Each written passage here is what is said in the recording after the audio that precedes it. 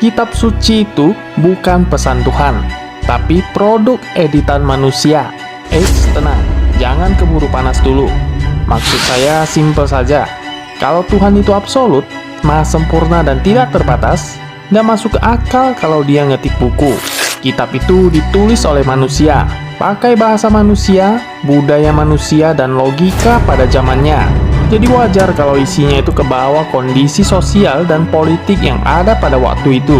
Secara sejarah juga jelas, hampir semua kitab itu disusun bertahap.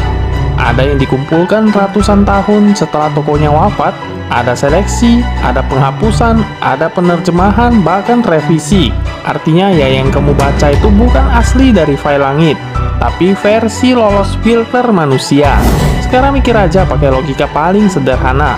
Kalau Tuhan itu maha sempurna, kenapa pesannya itu bisa ditafsirkan ribuan versi sampai bikin konflik berdarah? Bisa jadi masalahnya itu bukan di Tuhannya, tapi di manusia yang menerjemahin pesannya. Pesan yang absolut masuk ke otak yang relatif, ya pasti bengkok.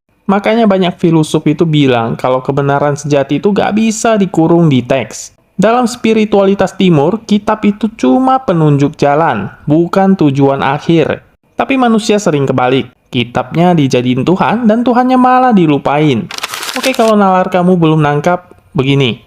Anggap saja Tuhan itu matahari, dan kitab suci itu jendela. Nah, masalahnya tiap jendela itu punya warna kaca yang berbeda-beda. Ada yang bening, ada yang kehitaman, ada yang mungkin bernuansa kuning, bahkan kebiruan, dan banyak lagi. Terus manusia itu saling ribut, dan mengklaim bahwa cahaya miliknya itu yang paling asli. Padahal mataharinya cuma satu. Nah, sampai situ apa kamu paham?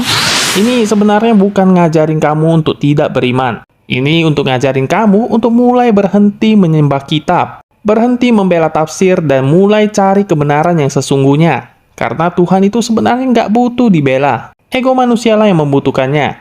Kalau apa yang dari tadi saya katakan itu bikin kamu nggak nyaman, itu tandanya bukan karena gagasan ini salah, tapi karena memang untuk pertama kalinya ego kamu itu sadar. Yang sebenarnya terancam itu bukan Tuhan, melainkan keyakinan lama yang selama ini kamu anggap mutlak.